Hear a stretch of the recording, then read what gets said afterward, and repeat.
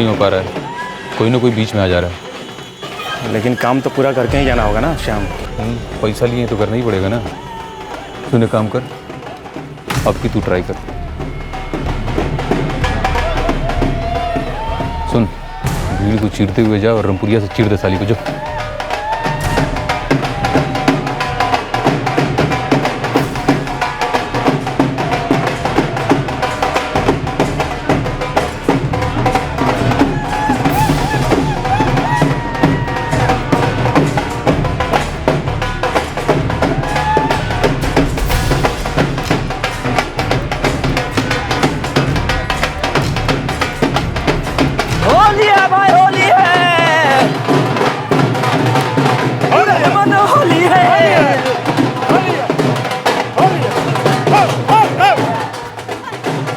जतिन, ये अनमोल पे नजर रखना, हम जरा जाके आ रहे हैं।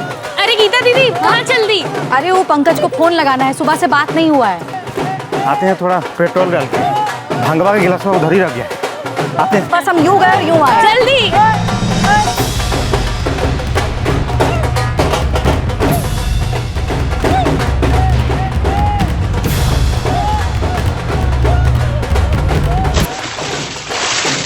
बुरा ना मानो भैया जी, होली है भाई, होली है।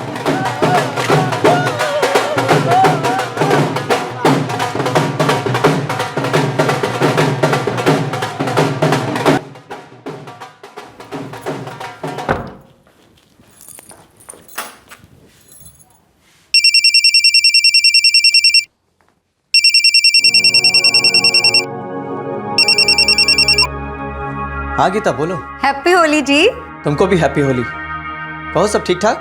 कहाँ कुछ ठीक ठाक है, आज ही का दिन मिला था ना आपको जाने के लिए। यार इस पे हमारा डिस्कशन हो चुका है। हाँ, मार्केटिंग हेड हैं, आपका कोई हॉलीडे वॉलीडे नहीं होता है, हॉलीडे के दिन भी नहीं। अरे अब बताए तो थे, अमरीकी पार्टी है, उसको ना हमारी होली से कोई मतलब है और ना ही फैमिली से। अच्छा अनमोल क्या कर रहा है? अरे वो तो पगला गया है, सुबह 10 बजे से खेल रहा है, हम बस अभी ऊपर आए हैं। वैसे जतिन और रमा है, अनमोल उन्हीं के साथ है। चलो खूब एंजॉय करो।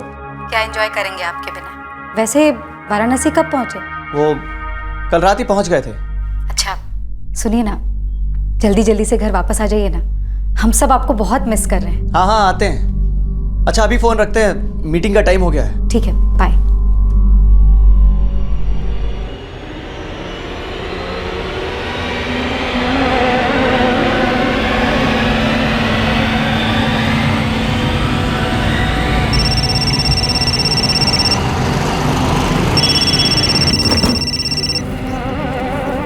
छह बार साला पार्टी का फोन आ चुका है, क्या करें?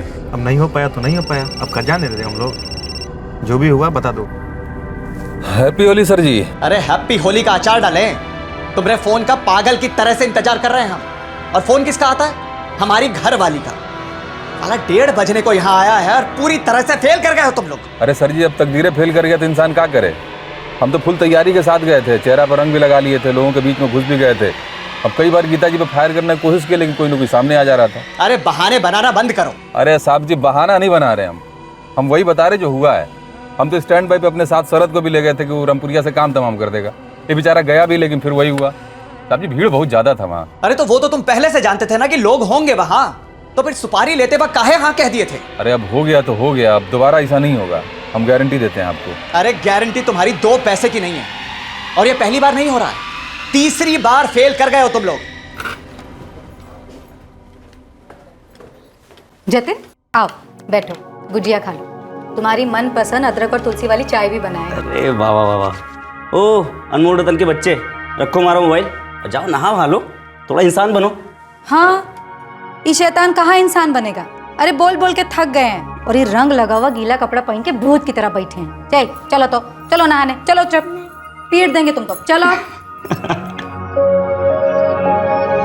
एक आदमी ने अपनी पत्नी के नाम की सुपारी दी हुई थी। पंकज द्वारा ये गीता को मार डालने की तीसरी कोशिश थी जो नाकाम हुई थी। जगह तय हुई, वक्त तय हुआ, पर ना गोली चल पाई और ना ही रामपुरी छुरा। आखिरकार क्यों ये कोशिशें नाकामयाब हुई?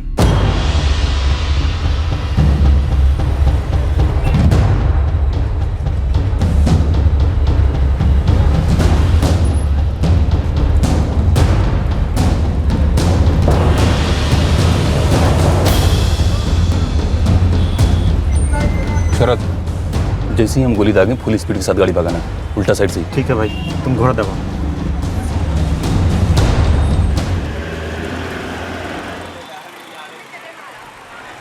कहाँ गई रे?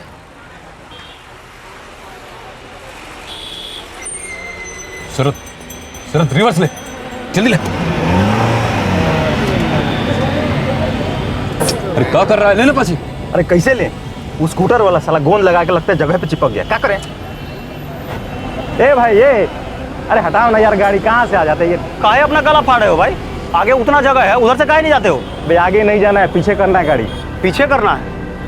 ये हम अपना स्कूटर यहाँ से हिलाने वाले नहीं है, ये हमारा फिक्स जगह है, हम यहीं पार्क करते हैं, बुझे? ऐसा भाई, इस साला लतखोर आदमी है। एक काम करो, यहीं से ठोक दो।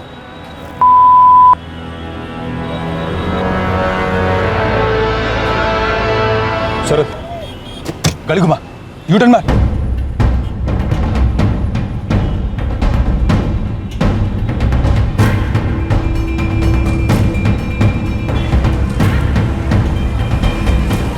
उड़ गई चिड़िया। पहली बार गीता को बाजार की भीड़ ने बचा लिया था। अब हत्यारों ने नई जगह चुन ली। यहाँ भीड़ नहीं होगी श्याम।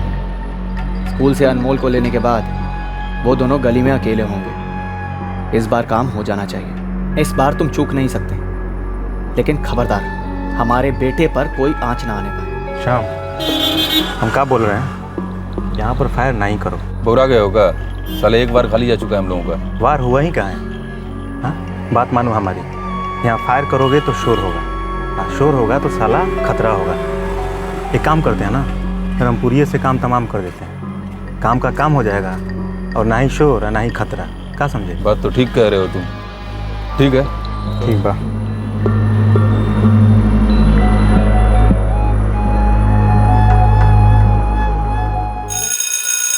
बज गई घंटी।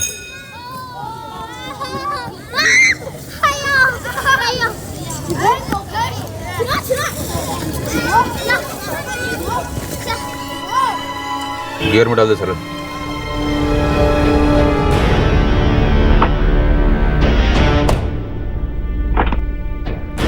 दत्त तेरी की, ये तो गाड़ी में बैठ गई। कोनो बात नहीं, पीछा कर, कहीं ना कहीं तो उतरेगी। जहां उतरेगी वहीं चीरे डालेंगे इसको।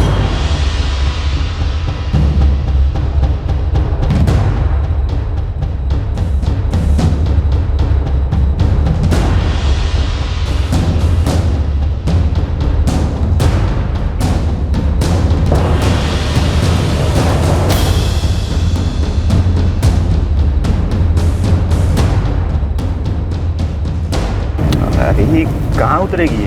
कहाँ मालूम ससुरी कहाँ उतरेगी।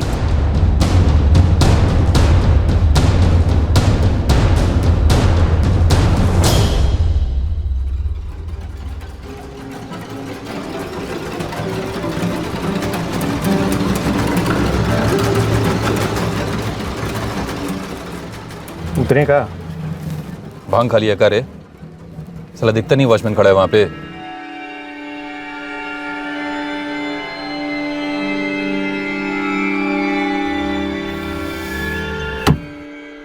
तकदीर फिर से गीता पर मेहरबान हुई, पर गीता को भनक तक नहीं थी कि कोई उसकी जान का प्यासा है और उसको निशाना बनाने के लिए उतावला होता जा रहा है। सर जी, पिछला दोनों बार जगह और समय आप ही ने बताया था, और ये तीसरा बार भी। अब अगर तीनों बार वो आपकी मैसेज बच जा रही है तो इसका मतलब ये है कि उसका भाग बहुत तगड़ा है। हमारे मिसेज का भाग तगड़ा नहीं है, तुम लोगों का साला काम कमजोर है। निकम्मे हो तुम लोग साले। और आज तो हम तुमको पूरा चांस दिए थे ना। हाँ, खुला मैदान, होली का शोर, रंग वंग सब क्या किए तुम? और हमने क्या क्या पापड़ नहीं बोले यहां तक आने में। घर से निकले वो भी होली के एक दिन पहले। अरे ये क्या बात हुई पंकज? ये वाराणसी का प्लान कब बना लिया? अब जानते हैं ना कल होली है। अरे पता है, हमने बहुत कोशिश की बॉस से बात करने की, लेकिन उन्होंने स्पेशल रिक्वेस्ट कर दिया हमसे। अब काम तो सबसे पहले आता है ना। नए नए मार्केटिंग हेड बने हैं कंपनी के, और ये जो अमेरिकी पार्टी है ना, सबसे बड़ी क्लाइंट है हमारी कंपनी की। लेकिन छुट्टी के दिन कोई काम करता है? पूरा देश छुट्टी मनाता है। लेकिन कुछ लोग करते हैं, जैसे बॉर्डर पे सिपाही। अरे आप ऐसे ही समझ लो कि तुम्हारे पतिदेव वो बॉर्डर के सिपाही की तरह ही हैं। अपने फैमिली के फ्यूचर की रक्षा करने के लिए होली के दिन भी काम कर रहे हैं। गीता, अरे सोसाइटी का सारा लोग होगा, फिर तुम्हारा भाई जतिन और रमा भी तो आ रहे हैं। अनमोल बहुत एंजॉय करेगा। आपके बिना बहुत उदास रहेगा, मिस करेगा आपको। गीता, ये हमारी लाइफ की आखिरी होली थोड़ी ना है, अगले साल भी तो होली आएगी। तुम लोगों को इस काम का और कितना चांस चाहिए बे?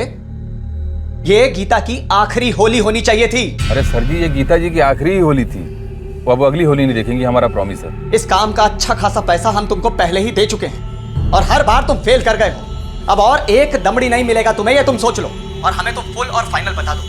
ये चौथी और आखिरी बार होगा। तुमसे बन पाएगा या ये काम हम किसी और को सौंप दें? अरे सर जी, ताली एक हाथ से नहीं बजती है, और वही नियम जो है गेम बजाने का भी होता है। सर जी, हमेशा की तरह हम लोग तैयार रहेंगे, लेकिन इस बार आप ऐसी जगह चुनिएगा जहाँ तीसरा कोई ना हो। उसके बाद बता रहे हैं आपको, भाऊजी की 13वीं पे ही मिलेंगे आपसे।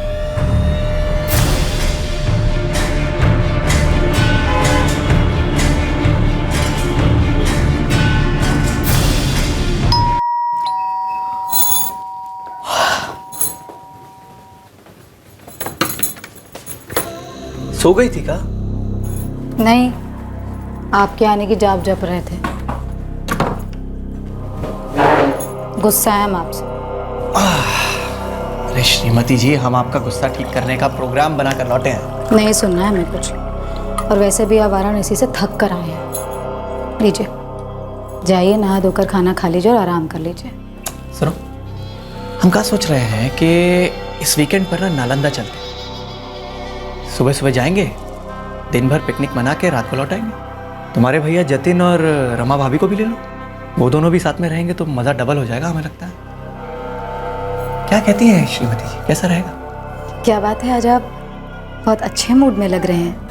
गीता, वो हमरा ना तुम्हारे साथ, क्या कहते हैं उसे, क्वालिटी टाइम, वो बिताने का मन कर रहा है। हमारे बीच में तो हर टाइम क्वालिटी टाइम है जी। बस एक ही बात का एहसास होता रहता है कि हम लोगों की लाइफ में टाइम कितना कम है, लेकिन जितना भी है बस प्यार से निकल जाए।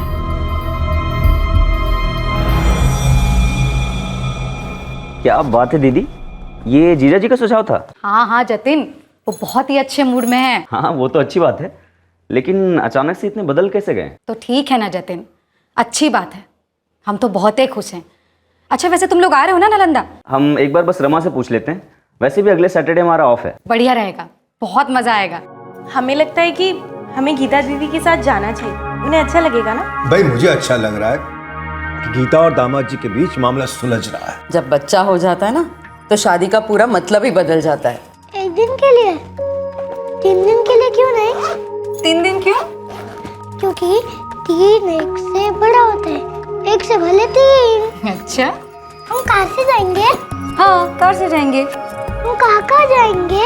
अरे बाबा, जब शाम में पापा आएंगे ना, तब उन्हीं से पूछ लेना कि हम नालंदा में कहाँ कहाँ जाएंगे, क्या क्या करेंगे। ठीक है, सब उन्हीं की प्लानिंग है। अभी का प्लान ये है कि हम लोग पटना के बाहर जा रहे हैं। अब कहाँ मारना है, कैसे मारना है, ये हमें सोचने दो। तुम लोग बस उतना ही करो जितना तुम्हें करने के लिए कहा जाए। ठीक है सर जी। हाँ, इस बार खाली नहीं जाएगा, हम पूरा प्लानिंग करेंगे। प्लानिंग तुम नहीं, हम करेंगे श्याम। तुम्हारा प्लानिंग पहले ही 3 बार फेल कर गया। ये बार 3 मौका चूकने वाली बात अगर दोबारा ना करें तो ही अच्छा है। ये मत भूलिए कि 4 लोगों को ऑलरेडी मार चुके हैं हम, और हर काम में ऊंच नीच हो जाता है। अब हम सही बता रहे हैं, एकदम टेंशन मत लीजिए।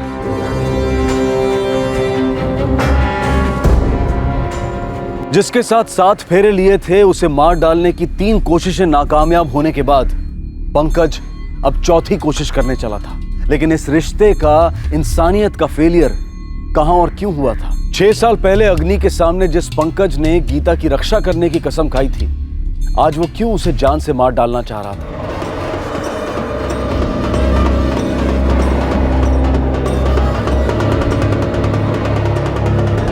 गीता के खून का प्यासा पंकज कभी उसके प्यार में भी था। 2006 में हुई ये लव मैरिज 1 साल के अंदर ही डगमगाने लगी।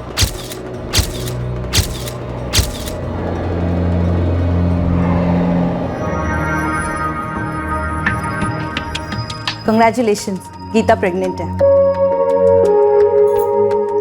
अभी 1 महीना हुआ है, अब 8 महीने और इंतजार करना होगा। अरे ऐसे कैसे वही रहेगी तू? देख बेटा, आखिर के 3-4 महीने ना बहुत भारी होते हैं। नहीं नहीं नहीं, तू यहीं रहेगी हमारे पास अपने मैके में। हाँ मम्मी, हम समझ रहे हैं, लेकिन एक तो हम इनको छोड़ के नहीं आना चाहते हैं और दूसरा यही हमको नहीं जाने देंगे। मम्मी जी से कह दो 3-4 महीने तो दूर, हम तुम्हें 3-4 घंटों के लिए भी अपने से दूर नहीं जाने देंगे। सुनिए आप, लीजिए अब बतियाइए अपने जमाई राजा से, लीजिए। प्रणाम मम्मी जी। प्रणाम बेटा। अरे मम्मी जी, आपका पहला नाती या नातिन आ रहा है तो हमारा भी तो पहला ही बच्चा है ना जी। मतलब आप कह रहे हैं कि हम आपकी बिटिया की देखभाल ठीक से नहीं कर सकेंगे? नहीं नहीं बेटा, हम ऐसे नहीं कह रहे, लेकिन गीता को एक औरत की मदद तो लगेगी ही ना। अरे हाँ, तो ठीक है ना मम्मी जी, आप यहाँ आ जाइए, रहिए हमारे पास आकर।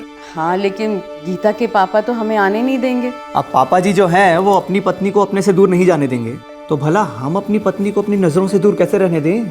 अब हम आपसे कैसे बहस करें बेटा? अरे कैसी बात कर रहे हैं मम्मी जी, आप बीच बीच में आते रहिएगा ना, बस गीता हमारे पास ही रहेगी, ये बात फिक्स है। हाँ हाँ, हमें क्या प्रॉब्लम होगी, आप निशा से पूछ लीजिए। जी प्रणाम मम्मी जी। मम्मी निशा के बारे में क्या कह रही थी? कह रही थी कि तुम्हारी जो कजन निशा है ना, वो अगर यहाँ आकर रहे तो हमें कोई दिक्कत तो नहीं। भाई हमें क्या दिक्कत होगी भला? हाँ मम्मी, पहले भी बात की थी हमसे निशा के बारे में, तो बुलवा ले निशा को। भाई देखो, तुम्हें जो करना है ना वो करो, बस हमसे दूर जाने की बात सोचना भी मत। नहीं नहीं, हमें कोई दिक्कत नहीं है गीता दीदी के साथ रहने में। और वैसे भी शादी के बाद से हम अब तक मिले नहीं है ना उनसे। देख बेटा, सबसे ज्यादा जरूरत ना आखिर के 4 महीनों में लगेगी। हाँ हाँ बड़ी मम्मी, हम समझ रहे हैं, आप टेंशन ना लो, हम चले जाएंगे तब। तूने अपने मम्मी पापा से बात कर ली? जी बिल्कुल, हमने बात कर ली मम्मी से, वो तो बड़ी खुश थी, कह रही थी इसी बहाने तुम्हारा ट्रेनिंग पूरा हो जाएगा। चलो अच्छा है, जब तेरी बारी आएगी ना तो गीता को हम तेरे पास भेज देंगे। जी बिल्कुल। प्रणाम। निकले हम? बेटा अगर बस स्टैंड तक छोड़ देंगे तो ऐसी क्या दिक्कत है उसमें? पापा दिक्कत तो आपको हो जाएगी ना, खामा में ऑफिस के लिए लेट हो जाएंगे। दिक्कत तो यह है कि हमारी बिटिया पहली बार बेगूसराय से पटना जा रही है, वो भी अकेली, वो भी 4 महीने के लिए। आजकल मोबाइल और इंटरनेट के जमाने में तो चांद तक दूर नहीं है, आप हमारी टेंशन ले रहे हो। और पंकज जीजा जी है ना, वो आ रहे हैं पटना स्टेशन लेने हमें, पर हर 10-15 मिनट पर हमें SMS करते रहना। बिल्कुल भी नहीं करेंगे। हो क्या गया है आप दोनों को? 22 के हैं हम, 12 के नहीं, आप इतना टेंशन ना लो, हम पहुंच जाएंगे ठीक से। यहाँ आओ, चलिए पापा। हाँ, ऐसे कैसे याद नहीं है, हमें ही चुराए थे आपके जूते, फिर हमें ही लौटाए थे, पूरे पैसे भी नहीं दिए थे आपने। पर टेंशन ना लो, इस बार ना पूरी वसूली करके जाएंगे। हलवा पूरी समझे कहा हमें? हम कहाँ मांगे थे अपने जूते आपसे? भाई पहले तो आप खुद ही हमारे जूते चुराई और उसके बाद खुद ही भीगी बिल्ली बनके हमको लौटा गई, तो हम कहाँ दे पैसे आपको, बोलिए। अच्छा जी, तनिक अपनी बीवी जो है ना हमारी गीता दीदी, उनसे पूछिएगा कितने प्लीज किए थे उन्होंने, तब जाके लौटाए थे हमने आपके जूते। अच्छा ठीक है, बोलिए क्या चाहिए आपको, दिला देंगे। हाँ वैसे सोच समझ कर मांगिएगा, पूरे 3 महीने बिताने आपको हमारे साथ। उसकी फिक्र आप ना करो जीजा जी, हम सोच समझ कर ही मांगेंगे। निशा, तुम और पंकज मिल के ना हमको बहुत बिगाड़ दिए हो, इतना आलसी बना दियो ना कि क्या कहें। अरे दीदी बस कुछ ही दिन है, एंजॉय कर लो, एक बार बेबी आ जाएगा ना लाइफ में, फिर तो 1 मिनट की भी फुर्सत नहीं मिलेगी। और हमारे ग्रीट जीजा जी, वो तो छुट्टी लेने से रहे। तो फिर तुम्हारे बिना कैसे चलेगा? अरे हमें परमिशन की थोड़ी ना जरूरत है, आ जाएंगे बिना इनविटेशन के, जब तक हम हैं आप टेंशन ना लो। कहाँ हो तुम? वहाँ चाचा चाची जी लड़का देख रहे हैं तुम्हारे लिए। जैसे उन्होंने देखा और हमने हाँ कह दिया, लड़का पसंद आएगा तभी तो ना देंगे ग्रीन सिग्नल। वैसे निशा, बेगूसराय में तो कई मर मिट गए होंगे तुझ पर। दीदी ये मरने मिटने वालों को तो ना हम अवॉइड करते हैं, भाई आदमी हो तो ऐसा कि टिका रहे, स्ट्रॉन्ग। वैसे कोई मिला तुझे स्ट्रॉन्ग टिकने वाला? नहीं अभी तक तो नहीं, पर फ्यूचर में होगा तो होगा। आज भी आपका वेट करते करते सो गई दीदी। हाँ वो ऑफिस में मीटिंग थोड़ा लंबा चला। तुम काहे नहीं सो जाती? हम खुद ही खाना गरम करके खा लिए होते। हाँ खुद ही ले लिए होते खाना गरम करके। एक तो सारा दिन काम करके आएंगे, थक के आएंगे और ऊपर से गरम करके ले लेंगे। और हम घोड़ी की तरह सोए रहे, इसीलिए आया क्या यहाँ पर? ऐसा नहीं है, लेकिन पिछले कई दिनों से हम देख रहे हैं कि रोजाना रात को तुम्हें हमारे लिए देर तक जगना पड़ता है। तो वैसे हमें पसंद है कोई हमें गरम गरम खाना परोस दे, लेकिन फिर भी क्या? हम सोच रहे थे कहीं तुम बोर तो नहीं हो गई हो। हम सिर्फ तब बोर हो जाते हैं जब दीदी वो घंटों घंटों तक ना रोने धोने वाली सीरियल देखती है। सच बता रहे, 1 मिनट के लिए बर्दाश्त नहीं कर सकते हम। चलो ठीक है, कल लिए चलते हैं तुम्हें शॉपिंग। और वो जूतों की वसूली भी तो बाकी है ना तुम्हारी। अच्छा जी, आपको नहीं लगता आप कुछ ज्यादा ही शरीफ बन गए? देखिए शॉपिंग वॉपिंग के मामले को ना हम थोड़ा ज्यादा सीरियसली ले लेते हैं तो सोच लीजिएगा, लुट जाएंगे आप। अरे लूट लीजिए साली साहिबा, अगर आप हमें नहीं लूटेंगे तो भला कौन लूटेगा बताइए। अच्छा हाँ हाँ, जा शॉपिंग पे अपने जीजू के साथ, अच्छे से शॉपिंग कराना उनसे, खूब चुना लगाना उनको। पर दीदी आपको ऐसे अकेले छोड़ के कैसे जा सकते हैं हम? अरे भाई क्यों नहीं जा सकते, हम प्रेग्नेंट हैं, कोई पेशेंट नहीं है। और वैसे भी ना दिन भर तुमसे चबड़ चबड़ करके ना हम तो बोर हो गए हैं, और पता है तुम भी बोर हो गई होगी। भगाना चाहती हो ना हमें, सब समझते हैं। समझती रहो। वैसे हाँ, सुपर मॉल के बाहर ना एक बंसी कचौरी वाला बैठता है, उससे हमारे लिए एक मीठी और 2 तीखी कचौरी लेते आना। पर जीजू तो कह रहे थे आपको तीखा खाना मना है। उनको लगता है ना कि हम तीखा खाएंगे तो बेटा या बेटी जो होंगे वो बहुत गुस्सैल होंगे। और वैसे तुमको इस बारे में सोचने की जरूरत बिल्कुल नहीं है, हम कह दिए कि हमारे लिए कचौरी लेते आना तो फिर लेते आना, और नहीं लेकर आई ना बेटा तो दोनों के दोनों पिटोगे हमसे बस।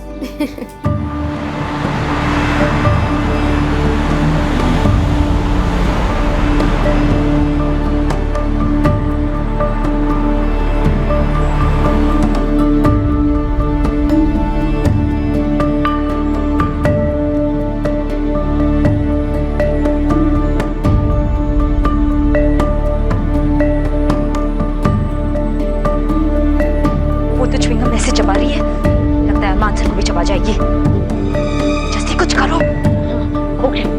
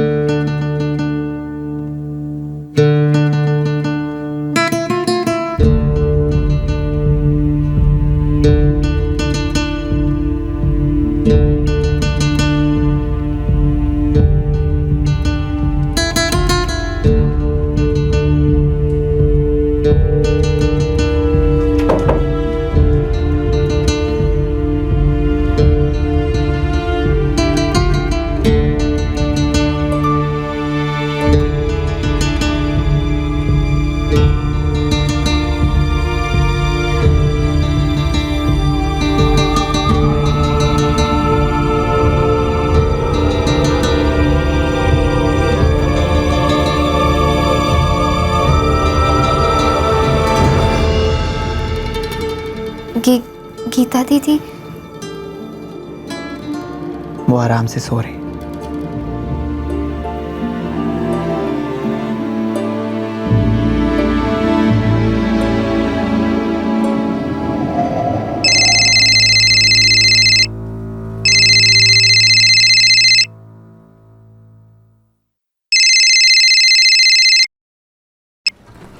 हाँ, हमने कहा ना हम जा रहे हैं निशा।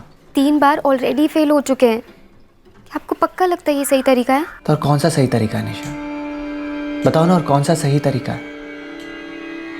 ऐसा क्या करें कि हम गीता को छोड़कर तुमसे शादी कर सकें?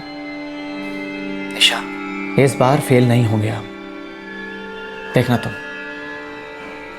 इस बार काम जरूर हो जाएगा। निशा, इतवार को वो लोग आ रहे हैं तुम्हें देखने। विकास को तो हम मिल ही चुके हैं। अच्छा है, बॉम्बे सेटल्ड है, अच्छे से मिलोगी ना? जी मम्मी, अच्छे से मिलेंगे।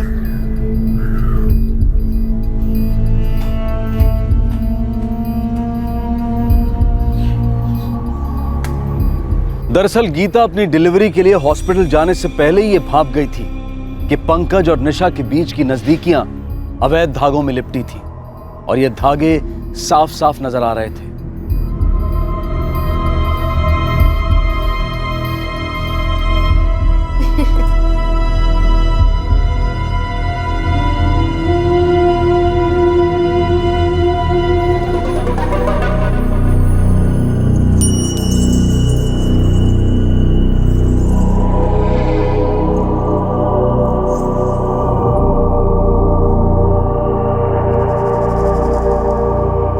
वैसे हम कभी कभी अचानक रात में जाग जाते हैं।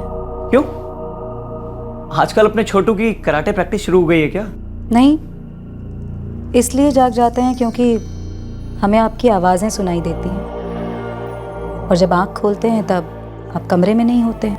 हाँ, वो पानी पीने के लिए जाता हूँ। आजकल प्यास बहुत लगती है ना, मौसम ही कुछ ऐसा है। मौसम भी कुछ ऐसा है, प्यास बहुत लगने लगी है आपको। अब कल से एक बोतल यहीं ला के रख लूँगा। वही ठीक रहेगा। खामखा निशा के कमरे में जाकर पानी पीने की ज़रूरत तो नहीं पड़ेगी आपको। आधा आधा एक एक घंटा पानी पीने का प्रोग्राम चलता रहता है। खामखा वहाँ निशा परेशान, और यहाँ हम कल ही निशा को यहाँ से चले जाने के लिए कह देंगे। क्यों? मतलब डिलीवरी बस अब होने ही वाली है ना? हमने मम्मी से कह दिया है। क्या क्या कह दिया मम्मी से? यही कि डिलीवरी के लिए यहाँ आ जाए। क्यों, आपको क्या लगा? वैसे हमें लगता है कि निशा अगर रुक जाती तो मदद हो जाती। किसकी मदद? हमारी या आपकी?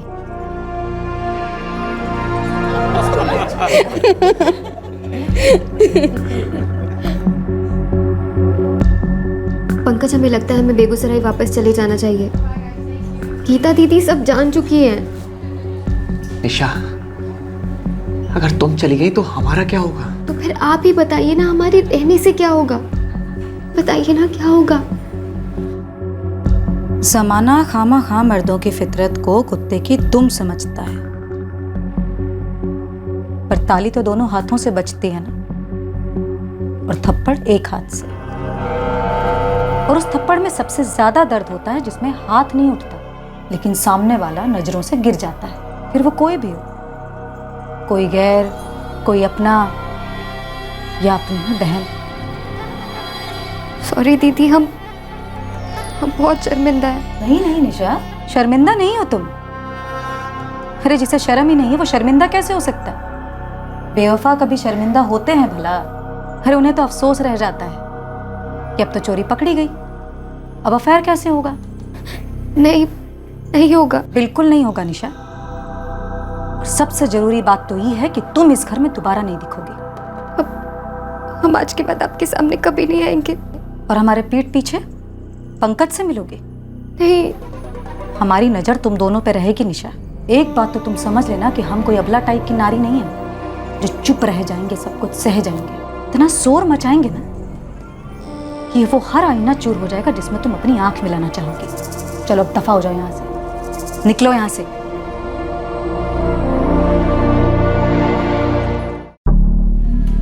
हम तुम्हें नहीं छोड़ेंगे निशा, सवाल ही नहीं उठता। पंकज, हम भी आपके बिना नहीं रह सकते, लेकिन क्या करें हम? क्या होगा, कैसे होगा, कुछ समझ नहीं आता। बिल्कुल ब्लैंक से हो जाते हैं हम। ऐसा लगता है आंखों पे पट्टी बांध कर ना किसी अंधी गली में चल रहे हैं।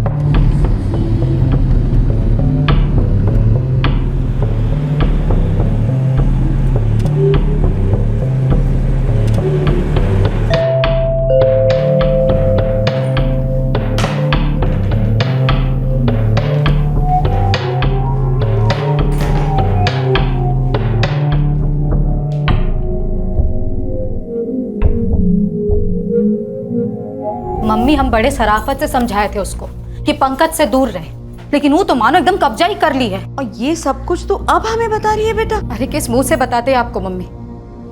हमको लगा था कि हम समझा दिए हैं तो शर्म के मारे दोबारा ऐसी गंदी हरकत नहीं करेगी। अनमोल 1 साल का हो गया है और ये दोनों अपनी बेशर्मी की पहली एनिवर्सरी मना रहे हैं हमारे पीठ पीछे।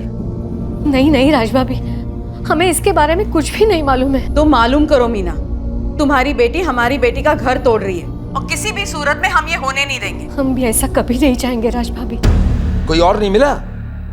अरे जीजा तो बड़े भाई के समान होता है, कोई बड़े भाई से इश्क लड़ाता है बेशरम। सारा बिरादरी में थू होगी हमारी। तेरी शादी तो दूर, शर्म के मारे हमने जान दी ना तो क्रियाक्रम करने वाला ना होगा कोई बेगूसराय में। तुम्हारे बड़े मम्मी पापा को कैसे मुंह दिखाएंगे? कैसे उनसे आंख से आंख मिलाएंगे हम? तुम हमारी गर्दन नहीं झुकाए हो, तुम तो हमें जितने जिगाड़ दी हो। हमने तो तुम्हें वहां अपनी बहन की सेवा के लिए भेजा था, तुम तो उसका विश्वास, उसका सम्मान, उसका घर सब तोड़ा है।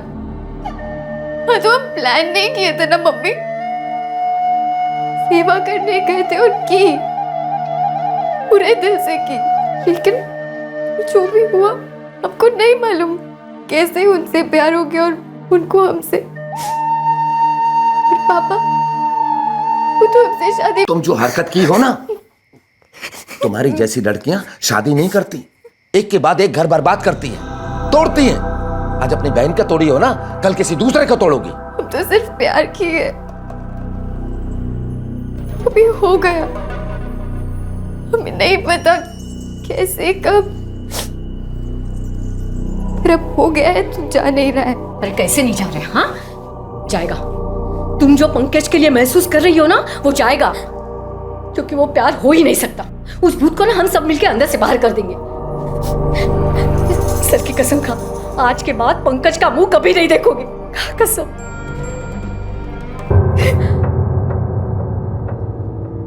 हाँ गीता, हमें डाइवोर्स चाहिए। इस जन्म में तो हम आपको डिवोर्स देने वाले नहीं हैं। अनमोल की कसम खाकर कहते हैं, हम आपको डिवोर्स नहीं देंगे। क्या करोगी ऐसे आदमी से चिपके रहकर, जो तुमसे प्यार ही नहीं करता है? हम ऐसे आदमी से नफरत करेंगे, चिपक कर नफरत करेंगे। जो आदमी हमारी प्रेगनेंसी की नाजुक घड़ी में हमारा साथ छोड़कर हमारी बहन के साथ सोए, ऐसे आदमी और ऐसी बहन को हम जिंदगी भर दर्द देंगे, लेकिन डिवोर्स हम देने से रहे।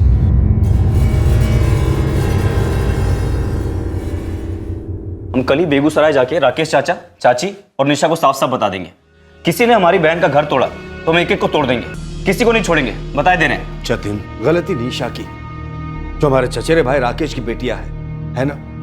तो हम राकेश और उसकी पत्नी मीना से इतनी अपेक्षा कर सकते हैं कि निशा को पंकज से दूर रखे और कंट्रोल में रखे, बस। देखो जतिन, किसी से बदतमीजी से बात करने की कोई जरूरत नहीं है बेटा। हमने मीना से बात कर ली है। अम्मा, बात तो गीता दीदी ने भी की थी उस निशा से, लेकिन फिर भी वो बेशरम लड़की पंकज जीजा जी के साथ लगी रही। गलती हमारी है बेटा, जो हमने निशा को गीता की देखभाल करने के लिए भेज दिया।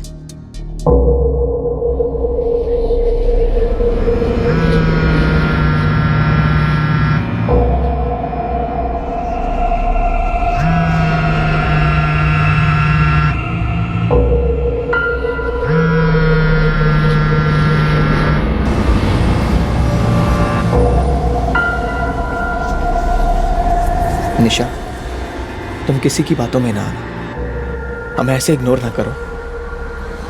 हम नहीं जी सकते तुम्हारे बिना। सॉरी पंकज, सबकी भलाई इसी में है कि हम एक दूसरे को भुला दें। बहुत ज़्यादा प्रेशर है हम पर, हम सह नहीं पा रहे हैं। प्लीज़ भुला दो हमें।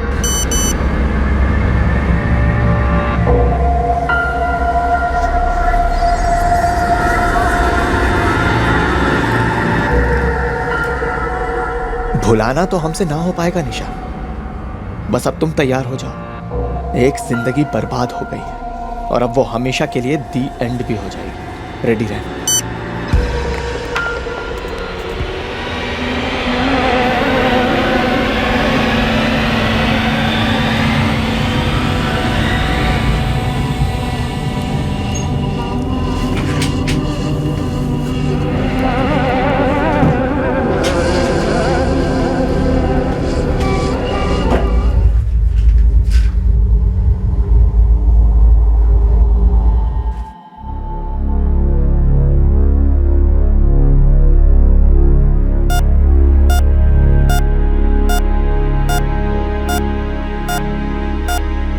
आसान नहीं था इतनी सारी गोलियां पेट से वॉश आउट करना। यूं कह सकते हैं कि बाल बाल बची है इनकी जान।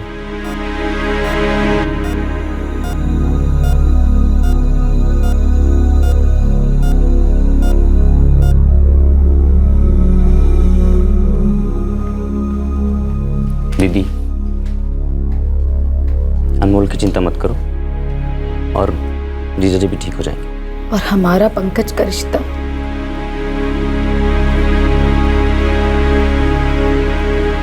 वो ठीक हो पाएगा? दीदी पूरी कोशिश करो, लेकिन एक वक्त के बाद तुमको फैसला करना पड़ेगा। और फैसला लेते वक्त अनमोल के बारे में भी जरूर सोचना। वो शांति से तुम्हारे साथ अकेले पले या फिर आंधी में तुम दोनों के साथ। हमारी तकदीर खराब है जो हम बच गए, पर अगली बार ऐसा नहीं होगा। हम अपने आप को खत्म करके ही रहेंगे। तुम नहीं तो लाइफ नहीं निशा, बस।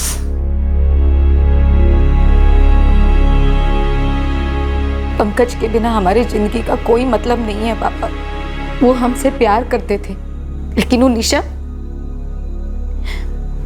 तो मानो उन पर कोई जादू ही करती है, लेकिन हम वो जादू तोड़ के रहेंगे।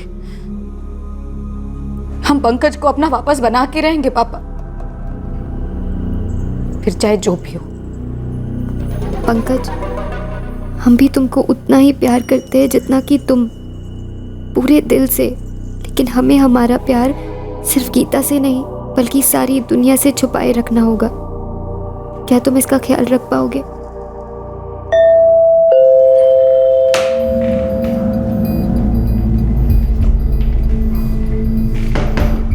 और फिर एक बार पंकज और निशा के बीच का रिश्ता रंग पकड़ने लगा, पर यह अवैध संबंध गीता और दोनों तरफ के परिवार वालों से छुपकर बनता गया। पंकज और निशा अब ऐसे दो फूलों की तरह थे जिनका खिलना और महकना सिर्फ एक दूसरे को समझ आता।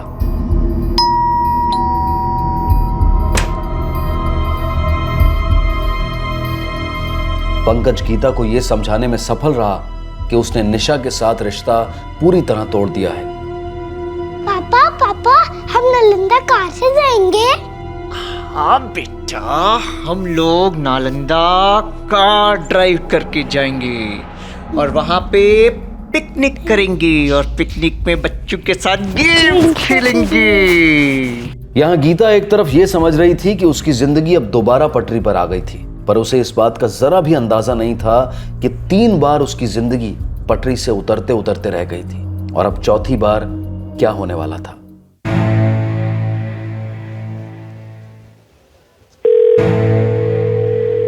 सर जी, इस बार फुल तैयारी है। हम तो 2 और लोगों को बुला लिए हैं साथ में। जब पंकज सिन्हा और उसकी फैमिली नालंदा से घूमकर पटना लौट रहे होंगे, उस वक्त कुछ अज्ञात लोग उन पर हमला करेंगे और उस हमले में गीता सिन्हा की मौत हो जाएगी, लेकिन बाकियों को कुछ नहीं होगा। कत्ल के इरादे से पंकज गीता को नालंदा ले गया। साथ थे उनका बेटा अनमोल, गीता का भाई जतिन और जतिन की पत्नी रमा। साजिश का पहला पड़ाव पार हो गया।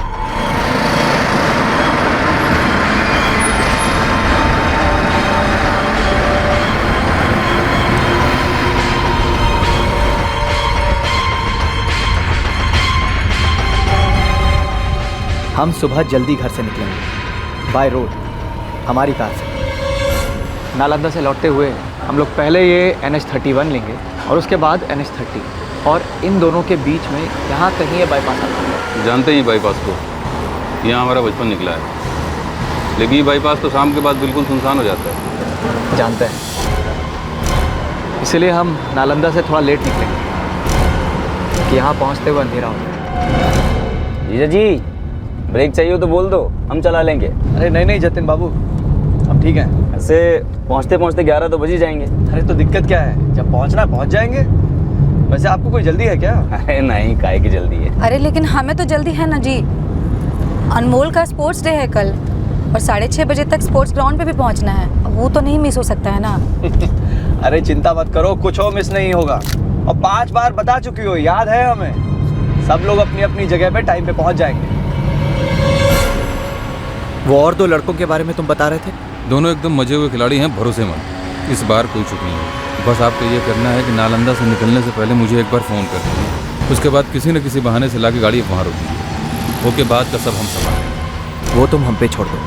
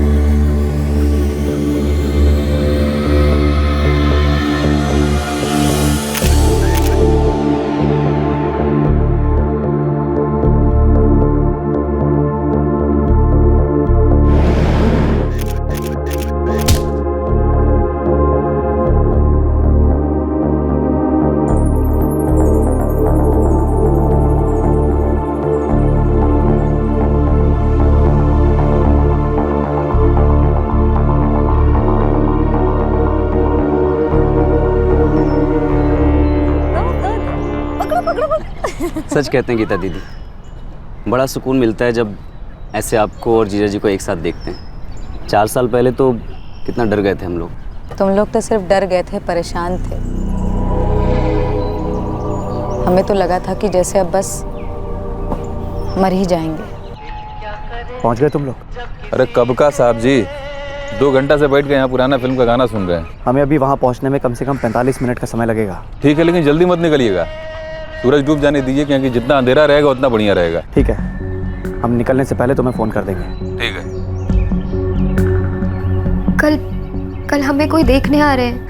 नहीं आएगा, कल का वो प्रोग्राम कैंसिल होने वाला है निशा। वहाँ सब कुछ प्लान के मुताबिक चल रहा है? बिल्कुल, हम करीब 2 घंटे में यहाँ से पटना के लिए निकलेंगे।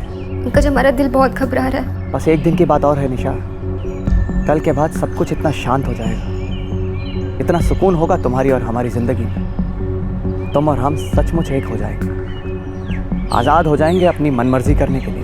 Pankaj, I love you. I love you too Nisha. ये गलत बात है जीजा जी। एक तो खुद ही पिकनिक का प्लान बनाते हैं, उसके बाद फिर आधे से ज़्यादा समय फ़ोन पे लगे रहते हैं। अरे नहीं साले साहब, दरअसल हमारी कंपनी का एक अमेरिकी क्लाइंट है, तो जब भी उसे कोई काम होता है तो हमारा जूनियर स्टाफ हमें ही फ़ोन लगाता है, तो इसलिए उन्हें डायरेक्ट करना पड़ता है। अच्छा चलिए, अब चलने का समय हो गया है, अभी निकलेंगे तो रात को 10 बजे तक पहुँचेंगे। अरे इतना भी क्या जल्दी है साले साहब, थोड़ी देर और एंजॉय करते हैं ना, आराम से चलेंगे। पक्का है समय? अरे बहुत समय है, आइए चलिए। चलो, रेडी स्टेडी गो।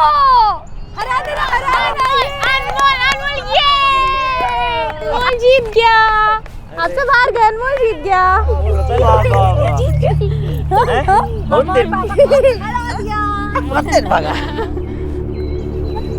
ये लो भाई, गर्मा गर्म चाय। हमको भी खिला दो थोड़ा सा। ये लीजिए आपके लिए पराठा। अरे वाह, अरे वाह, क्या बात है जीजा जी, या तो फोन पे लगे रहते हैं, बार बार घड़ी देखते हैं, माजरा क्या है? अरे साले साहब ऐसा कुछ नहीं है, बस देख रहे थे बजा कितना है, अब टाइम का ख्याल तो रखना ही पड़ता है ना। हाँ जी, हमें भी लगता है ना कि नाश्ता करते हैं ना, हम लोगों को चल देना चाहिए। 6 बज चुके हैं ऑलरेडी। खाइए सब लोग आराम से, उसके बाद निकलते हैं 15-20 मिनट में।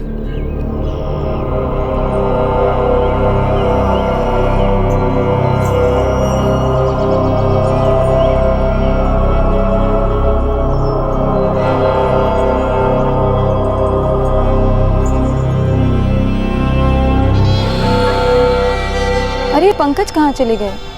गए तो टॉयलेट की तरफ से, हो सकता है ऑफिस वालों से बात कर रहे हो फोन पर। हम 5 मिनट में निकल रहे हैं शाम। क्या जी, पिकनिक का प्लान आपका था और आप हैं कि पूरे दिन फोन पे लगे रहे?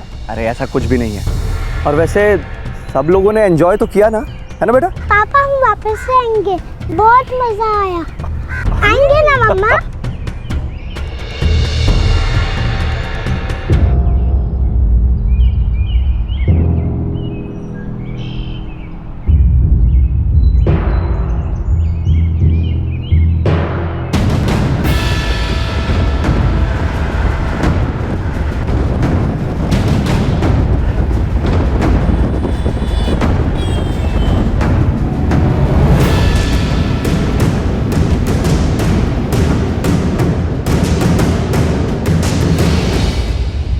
जीजा जी, हम अक्सर सोचते थे कैसे आपसे ये बात छेड़ें, लेकिन आज सही मौका मिला है तो आपसे कह रहे हैं। क्या चाहते?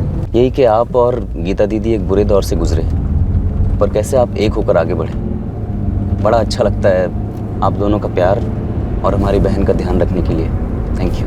अरे नहीं जतिन, दरअसल थैंक यू तो हमको गीता को बोलना चाहिए कि उसने हमारी सभी गलतियों को भुलाकर हमको माफ़ किया और वापस अपना लिया। आज हम दिन में गीता दीदी से भी यही बात कर रहे थे, वो कह रही थी कि उन दिनों उनको लगता था कहीं दुख के मारे वो मर ही ना जाए।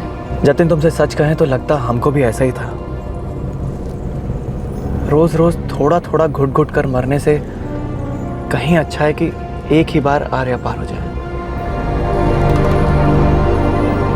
एक हैप्पी फैमिली का ढोंग रचा जाता है ताकि इस ढोंग की चादर को उस भयंकर जुर्म पर ओढ़ा जा सके जो अब अगले मोड़ पर होने जा रहा था।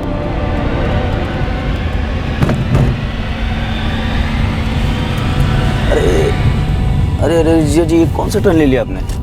मोड़ लो गलत टर्न है ये। अरे नहीं नहीं जतिन, घबराओ मत, ये एक नए बाईपास को निकलता है। हम कम से कम 1 घंटा भर जल्दी पहुंचेंगे। नया बाईपास? हाँ। ये कब बना? आप श्योर हो ना? अरे 100%। हमारा एक दोस्त पटना नालंदा हर दूसरे दिन आता जाता रहता है, उसी ने बताया। अच्छा चलिए।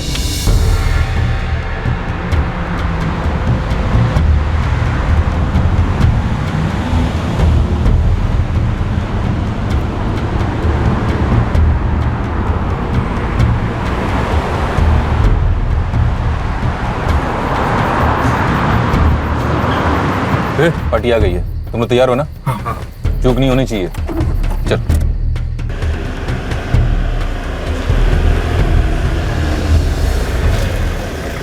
अरे जीजा जी, ये रास्ता तो बंद है। अरे ये क्या हो गया यार? हमारे दोस्त ने तो कहा था कि ये रास्ता सीधा पटना को कनेक्ट करता है। हुई होगी कोई प्रॉब्लम आगे।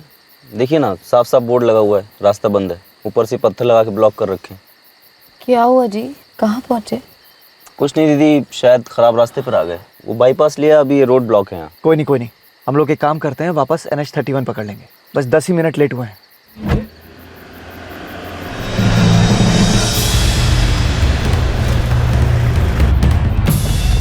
अरे ओ भाई, आगे रास्ता बंद है, पीछे लो। पंकज भैया बताएंगे भी कि क्या चाहते हैं आप लोग? हम बात कर रहे हैं। देखो भैया, तुम्हें पैसे चाहिए ना? है? सारे पैसे ले लो, है? लेडीज के जेवर भी ले लो तुम, लेकिन हमें छोड़ दो। देखो हमारे साथ छोटा बच्चा भी है। देखिए भाई साहब, आपको ना कोई गलतफहमी हुई है। हम लोग तो रास्ता भटक के यहाँ आ गए थे। हाँ। आप शायद किसी और का इंतजार कर रहे थे। जहाँ आपका यमराज इंतजार कर रहे थे साहब जी, यम को भोग नहीं चढ़ाएंगे। सारे पैसे दे तो रहा हूँ भाई। तेरा पैसा कहाँ भागा जा रहा है रे? वो तो हम लेवे करेंगे, लेकिन वो कहा है कि थोड़ा मस्ती का मूड है हमारा। भैया हमें जाने दीजिए, हम हाथ जोड़ते हैं आपके सामने, हमें जाने दीजिए। भैया जितना पैसा चाहिए आप ले लीजिए, हमें जाने दीजिए। चल साड़ी खोल। नहीं। कहा नहीं? चल खोल। आपके हाथ जोड़ते। 2 गोलियां सीधे सीने पर, दोनों हार्ट में अटक गई, हार्ट के चिथड़े उड़ गए।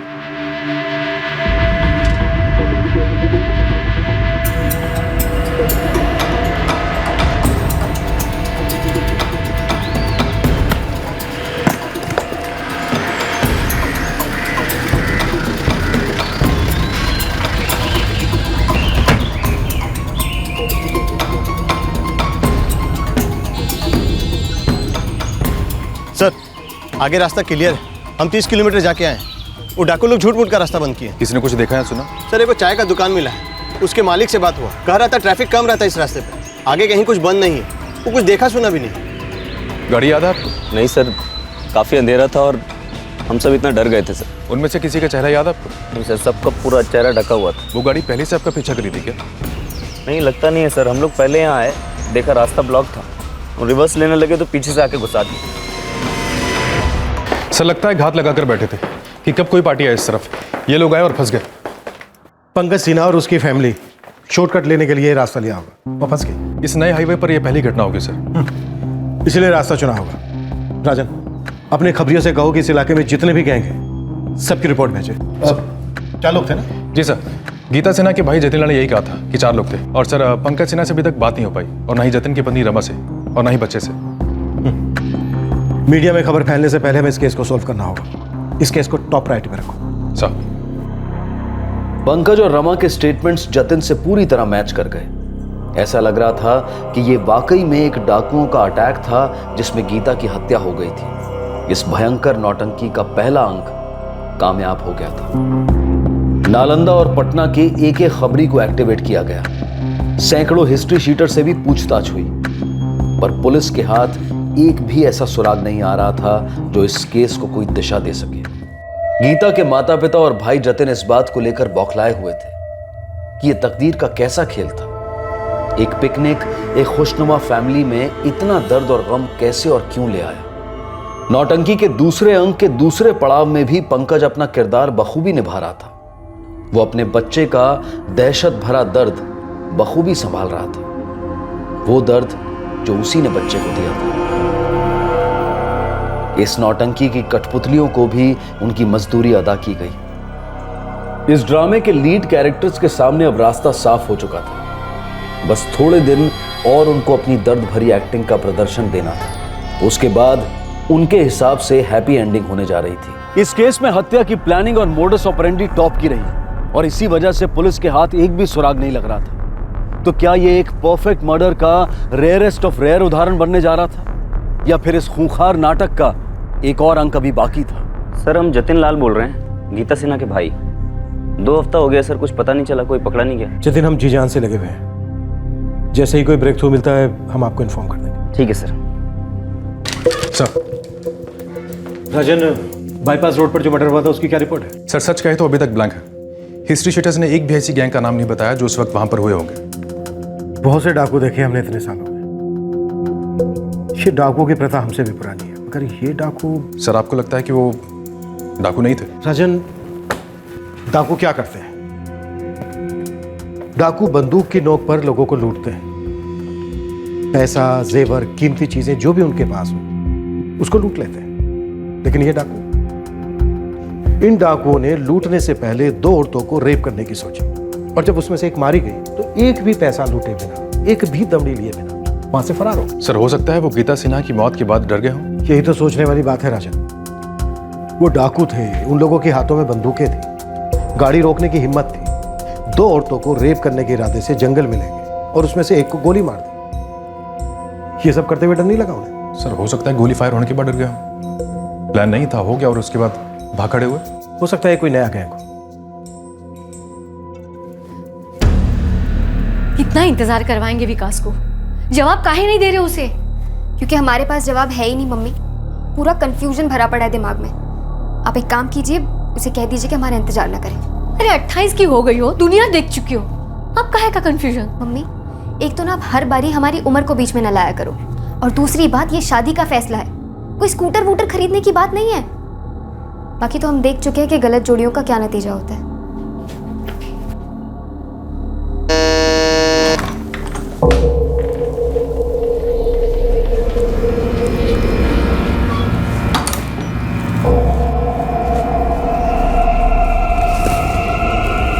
अनमोल को रमा भाभी के पास छोड़ कर आए?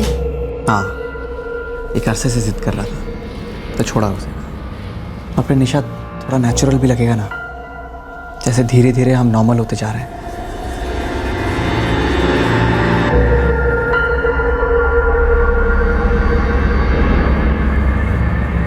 क्या हुआ निशा, कोई टेंशन है क्या? लड़के एक के बाद एक करके रिजेक्ट किए जा रहे हैं। तो अच्छा ही है ना? कुछ अच्छा नहीं है पंकज। निशा ऐसा क्यों कर रही हो? हमें एक और बड़ा टेंशन खाता रहता है रात भर। वो क्या? एक अजीब सा डर लगा रहता है। आज से 6 महीने बाद, 1 साल बाद, कभी ना कभी तो आप बात करेंगे ना पापा से, हमारा हाथ मांगेंगे उनसे, या फिर हम ही बता देंगे कि पंकज जी से शादी करनी है हमें। तो इसमें डरने की कौन सी बात है? नहीं है? आपको नहीं लगता जतिन भैया को शक हो जाएगा कि इतने टाइम से इन दोनों का अफेयर चल ही रहा था?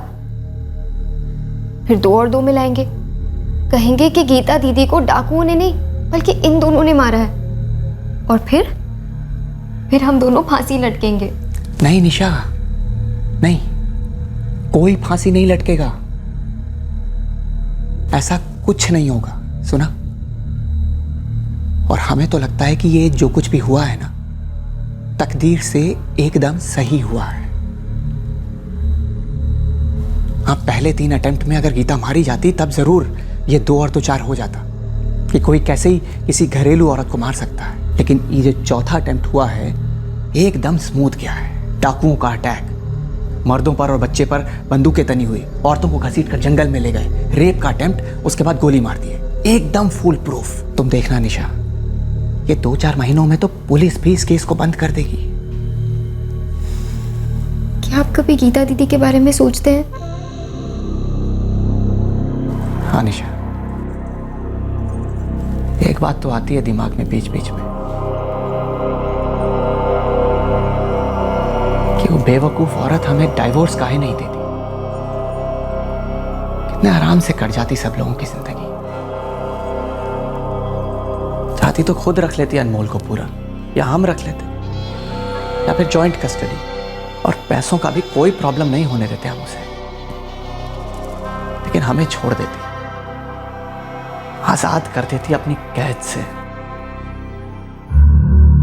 सर हम लोग नालंदा से करीब 6:30 बजे के आसपास निकले थे और 7 बजे तक अच्छा खासा अंधेरा हो गया था, मतलब पूरी तरीके से रात हो गई थी। और 7:45 के आसपास हम लोग उस मनहूस बाईपास की तरफ मुड़े सर। और लगभग 20 मिनट चलने के बाद आप लोगों ने अचानक देखा कि वो रोड ब्लॉक है, राइट? हाँ सर, करीब 20 मिनट ही हुए होंगे। जतिन, तुम्हें कुछ अटपटा, कुछ अजीब नहीं लगा? हाँ सर, शायद हल्का सा अजीब लगा था, लेकिन मैंने पंकज जीजा जी से पूछा भी कि आप श्योर हो इस रास्ते के बारे में? उन्होंने कहा उनका कोई दोस्त है जो अक्सर उस रास्ते से आता जाता है। उन्होंने कहा कि शॉर्टकट है, 1 घंटा बचेगा। एनीवे, इस पिकनिक के दौरान तुम्हें कुछ अजीब लगा था? पिकनिक के दौरान? मतलब मैं समझा नहीं, आप पूछना क्या चाहते हैं? देखो जतिन, जैसा तुम जानते ही हो, इस केस में अभी तक कुछ ब्रेक थ्रू हमें हासिल नहीं हुआ है, और एक बात को लेकर हम बहुत परेशान हैं। कौन सी बात सर? यही कि वो लोग डाकू थे, तो उन्होंने रेप अटेम्प्ट करने से पहले या अटेम्प्ट के दौरान तुम्हें और पंकज को क्यों नहीं लूटा? उन्होंने सीधे तुम्हारी बहन गीता को गोली मारी। वहां पे तो कोई भीड़ भी इकट्ठा नहीं हुई थी, कुछ ऐसा था नहीं, लोग बचाने तो आए नहीं थे, तो फिर वो बिना पैसे लिए वहां से भाग क्यों खड़े हुए? ऐसा क्या डर था? बंदूकें थी उनके पास? सर हमने एक बार नहीं 1000 बार उनसे कहा था कि सारे पैसे ले लो, हमारी गाड़ी ले लो। हम एटीएम से और कैश निकाल के उनको देने के लिए तैयार थे, लेकिन वो मेरी पत्नी रमा और मेरी बहन गीता को लेकर दूर जंगल में चले गए। कुछ देर के बाद हमने गोली की आवाज़ सुनी और उन्होंने हमारी बहन को गोली मार दी सर। लेकिन तुम्हारी पत्नी को गोली नहीं मारी, तुम्हें भी नहीं मारी, बच्चे को नहीं मारा, पंकज को भी नहीं मारा, और एक भी पैसा लिए बिना वहां से भाग खड़े हो। क्यों? उन लोगों ने ऐसा क्यों किया ये हमको कैसे मालूम होगा? जतिन, आने के लिए thank you. Thank you sir.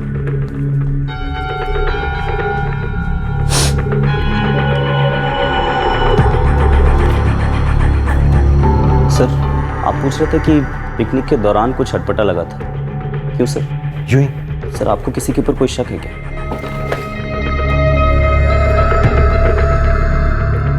किसी पर शक करने जैसा कोई कारण है क्या? पता नहीं सर। गीता की मौत से किसे फायदा हो सकता था और किस तरह से फायदा हो सकता था? कोई तगड़ा इंश्योरेंस प्लान? अगर इस वजह से गीता की मौत हुई है तो जाहिर सी बात है पति और पत्नी के बीच, क्या करें, हमारा काम ही कुछ ऐसा है, हर एंगल से टटोलना पड़ता है, सुरागों के लिए शक को खंगालना पड़ता है। Thank you sir.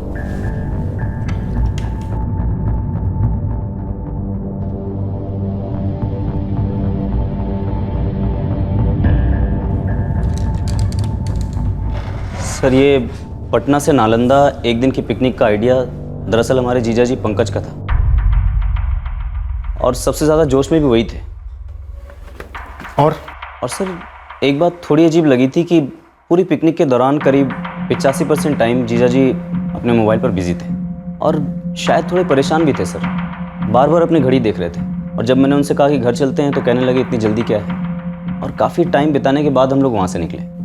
जतिन, एक सीधा सवाल, क्या तुम्हें लगता है तुम्हारे जीजा पंकज सिन्हा ने जानबूझकर NH-31 छोड़कर गाड़ी बाईपास की तरफ मोड़ी थी? हाँ सर, गाड़ी मोड़ी तो थी, लेकिन हमने उस बाईपास के बारे में उससे पहले कभी नहीं सुना था।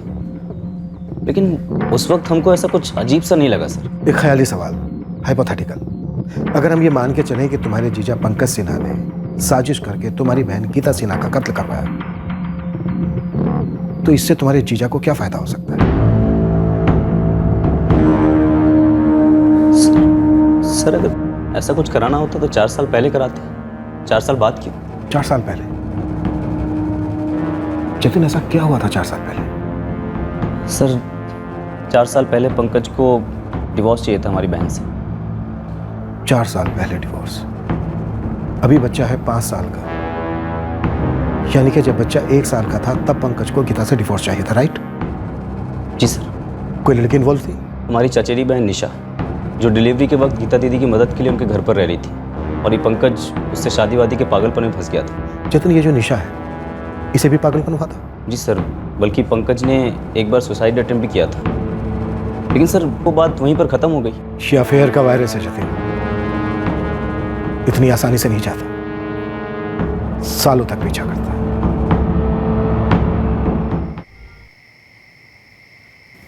बेटा, हम जानते हैं तुम्हारी मम्मी इस दुनिया की बेस्ट मम्मी थी, और उसके जैसी दूसरी मम्मी हम तुम्हारे लिए नहीं ढूंढ सकते बेटा।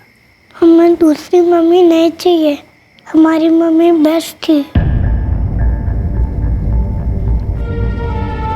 विकास के माँ बाप ने सामने से मना कर दिया। इससे अच्छा लड़का निशा को कभी नहीं मिलता। पता नहीं कौन सी दुनिया में रहती है ये लड़की। मीना, क्या इस पंकज और निशा के बीच जो कुछ भी चल रहा था वो तब पूरी तरह से खत्म हो गया था या अब भी कुछ चल रहा है?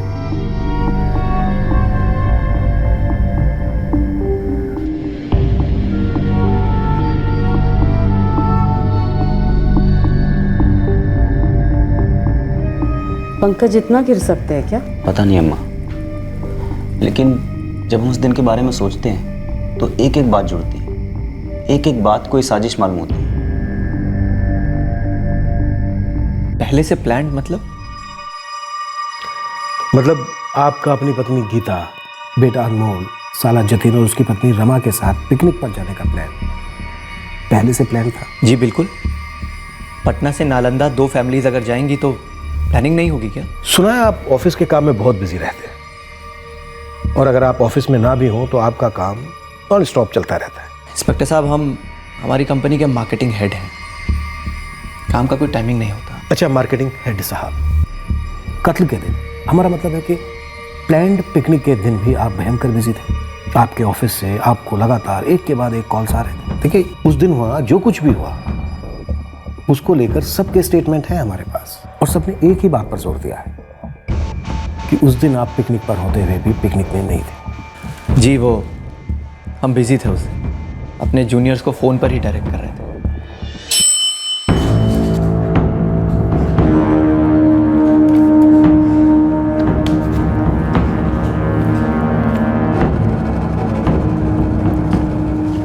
इंस्पेक्टर साहब, ये गोल गोल बातें करना बंद करके हम सीधा मुद्दे पर आ जाएं। आप बताएंगे इस लाइन ऑफ इन्वेस्टिगेशन का मतलब क्या है? मतलब है आपकी पत्नी के हत्यारों को धर लेना पंकज जी। तो फिर पिकनिक और हमारे ऑफिस के कॉल्स का उनसे क्या रिश्ता हो सकता है? उस दिन आपके ऑफिस से आपके कौन से नंबर पर ये सारे कॉल्स आ रहे थे पंकज जी? देखिए, हमारे रिकॉर्ड के हिसाब से आपका फ़ोन नंबर है 44456789, ठीक है ना? हाँ, बहुत कन्फ्यूजन है पंकज जी। आप कह रहे हैं, आपका साला जतिन कह रहा है, जतिन की पत्नी रमा कह रही है, और शायद आपकी पत्नी गीता सिन्हा जिंदा होती तो वो भी यही कहती कि उस दिन आपको आपके ऑफिस से लगातार कॉल आ रहे थे, एक के बाद एक कॉल आ रहा था। लेकिन आपके इस नंबर पर उस दिन आपके ऑफिस से एक भी कॉल नहीं आया है mister Pankaj Sinha, head of marketing. आपके 2 नंबर हैं जी, खुफिया है, क्योंकि आपके साले जतिन को आपके इस दूसरे नंबर के बारे में कोई जानकारी नहीं है। जी हाँ, वो दूसरा नंबर हम सिर्फ ऑफिस के कॉल्स के लिए ही इस्तेमाल करते हैं। निशा लाल आपके ऑफिस में काम करती है? बेगूसराय की निशा लाल। हमने आपके बिना बताए आपके दूसरे नंबर का पता लगा लिया, 4441235568, यही है ना? आपके इस नंबर से निशा लाल को और निशा लाल के नंबर से आपके इस नंबर पर हजारों बार कॉल हुए पिछले 1.5 साल में। हर रोज कई दफा फोन कॉल्स और मैसेजेस एक्सचेंज हुए। दरअसल निशा से आपका अफेयर कभी खत्म हुआ ही नहीं था, है ना? अब सवाल यह है कि ये कबाब में हड्डी कौन है पंकज जी? क्योंकि इस अफेयर वाले नंबर से आप कुछ और लोगों से भी बात करते रहे हैं, खास करके पिकनिक वाले दिन, और कुछ खास मौकों पर भी आपकी उनसे बात हुई है। ये इश्क का डबल ट्रिपल शिफ्ट चल रहा था क्या पंकज जी? अरे नहीं, मजाक कर रहा हूँ। ये हम जानते हैं कि आप निशा के वफादार हैं, निशा के साथ दगा नहीं कर सकते। तो फिर ये नंबर किसके हैं? कोई बात नहीं, चिंता मत कीजिए, हमने भी पता लगा लिया। जैसे हमने आपके दूसरे नंबर का पता लगाया जी, कल रात को हमने इन चारों को धर लिया है पंकज जी। श्याम, शरद, मुन्ना और कालू।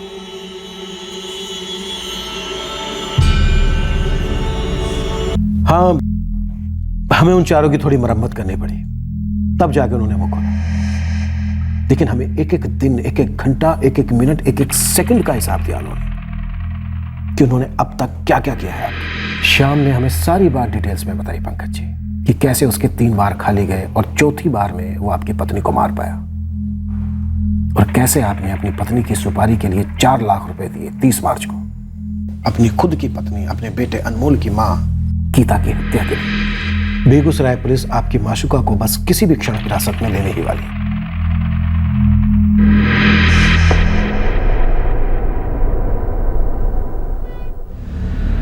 कि तुमने कैसे सोच लिया कि अपनी पत्नी की हत्या करके तुम अपनी प्रेमिका से शादी कर लोगे और ये घोर अपराध किसी की पकड़ में नहीं आएगा? हमारे पास रास्ता क्या था? वो हमें डाइवोर्स दे नहीं रही थी। हम भीख मांग रहे थे उससे कि हमें छोड़ दो, हमें छोड़ दो।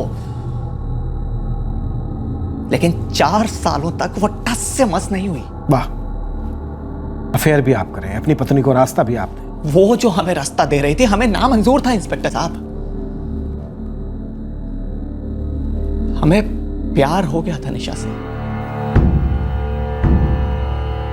गीता ये जानती थी और वो ये भी जानती थी कि हम उससे प्यार नहीं करते थे, फिर भी वो हमें और निशा को तकलीफ देने के लिए, सजा देने के लिए डाइवोर्स देने से इनकार कर रही थी। 3 जिंदगियों को नर्क बना दिया था उसने। ये कहां का इंसाफ है इंस्पेक्टर साहब? क्योंकि आपकी किसी से शादी हो गई है, आप जिंदगी भर उस रिश्ते को गले में पत्थर की तरह बांधकर जियो, न तैरो न डूबो, बस पड़े रहो। तो इस बंधन से मुक्ति पाने के लिए तुमने गीता को ही मुक्ति दे दी? हाँ, हमने मरवाया इंस्पेक्टर साहब गीता को। किराए के हत्यारों को पैसे देकर मरवाया। हमने खून करवाया अपनी पत्नी गीता को। लेकिन ऐसा हमने क्यों किया इंस्पेक्टर साहब? क्यों? क्योंकि वो 4 साल तक हर रोज पल पल हमें मार रही थी, और निशा को भी। गीता और उसके घर वाले ये मानते थे कि चुप हो जाने से, किसी को धमका देने भर से सब कुछ अपने आप पहले जैसा हो जाता है। अरे कैसे हो जाता है सब कुछ अपने आप पहले जैसा? ये कोई अनसुना तो है नहीं कि किसी आदमी का औरत का अफेयर हुआ, उसे अपनी गलती का एहसास हुआ और वो सुधरा ना हो। अरे नहीं सुधरना बुधरना है इंस्पेक्टर साहब। पूरी दुनिया हम दोनों के बीच में मानो एक मैरिज काउंसलर जैसी हो गई थी, जबकि हमें इस रिश्ते को सुधारने में रत्ती भर भी इंटरेस्ट नहीं था, क्योंकि हमारी तरफ से रिश्ता था ही नहीं। हमारे दिल में सिर्फ और सिर्फ निशा थी। हाँ, हमें एक गलती को सुधारना था, और वो गलती थी हमारी गीता के साथ शादी। हमारी जिंदगी की सबसे बड़ी गलती। सरासर गलत। तुम्हारी जिंदगी की सबसे बड़ी गलती यह है कि तुमने अपने अंदर के स्वार्थ और कठोरता के राक्षस को कभी पहचाना ही नहीं। अरे सुधरना तो दूर की बात, तुम्हें हत्या जैसा कठोर जुर्म इतना सहज और सरल लगने लगा जैसे वो रोजमर्रा की बात। वो हमें छोड़ नहीं रही थी इंस्पेक्टर साहब। तो क्या उसकी हत्या करके तुम उससे छूट गए? तुम 2 रिश्तों की कैद से निकलकर कानून की कैद में आ गए हो पंकज। और जरा अपने बच्चे के भविष्य के बारे में सोचो। अगर तुमने अपने मासूम बच्चे के भविष्य के बारे में सोचा होता ना, तो इस तरह अपनी जिंदगी को सुधारने की कभी नहीं सोचते। राजन, इनका स्टेटमेंट लेकर इन्हें कस्टडी में ले लो। 1 मिनट इंस्पेक्टर साहब, हम हमारे बेटे से एक बार मिल सकते हैं? हम उसको यहाँ बुलवा लेते हैं। नहीं प्लीज, यहाँ नहीं। क्यों? तुम नहीं चाहते तुम्हारा बेटा तुम्हें यहाँ पर देखे? चलो, मैंने अगर इसकी मंजूरी दे भी दी, क्या होगा उससे? इस दुनिया में कुछ नहीं छिपता है पंकज। एक ना एक दिन तुम्हारे बेटे को यह पता चल ही जाएगा कि उसके पिता ने ही उसकी मां की हत्या करवाई है। जरा सोचो पंकज, तुमने क्या कर दिया है अपने बेटे के भविष्य के साथ, उसकी जिंदगी के साथ। बाहर मतलब कहाँ गए हैं? बेटा बाहर मतलब किसी ज़रूरी काम से बाहर गए। पापा बिना बताए कहीं नहीं जाते हैं। बेटा इस बार जाना पड़ा उन्हें। हाँ, उन्हें फोन करो। फोन बेटा वो फोन लेकर नहीं गए। आप दूध पी लो। नहीं, पापा हमेशा फोन लेकर ही जाते हैं। क्या हुआ, कुछ छुपा रही हो क्या हमसे? ऐसी कोई बात नहीं है। लेकिन क्यों? मुझे पापा के पास जाना है। अम्मा, अब सोचते हैं तो लगता है कि हमें गीता दीदी को और समझाना चाहिए था, उन्हें पंकज को छोड़ देना चाहिए था। निशा को गीता की देखभाल करने के लिए भेजना ही नहीं चाहिए था। क्या पता अम्मा, निशा की जगह पंकज को किसी और लड़की से इश्क हो जाता। इस सब से तो बस एक ही बात निकल के आती है, जब किसी जोड़े के बीच प्यार खत्म हो जाए और उस प्यार को जिंदा करने की हर कोशिश के बावजूद वो जिंदा ना हो, तो ऐसे रिश्ते को दफना देना ही बेहतर है। लाश के साथ जिंदगी बिताएंगे तो सड़न तो होगी।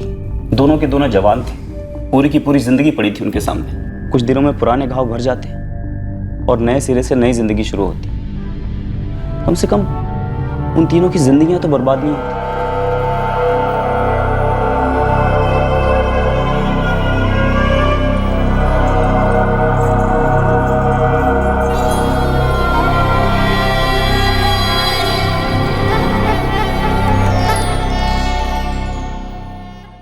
दरअसल चौथा अटेम्प्ट भी नाकामयाब रहा।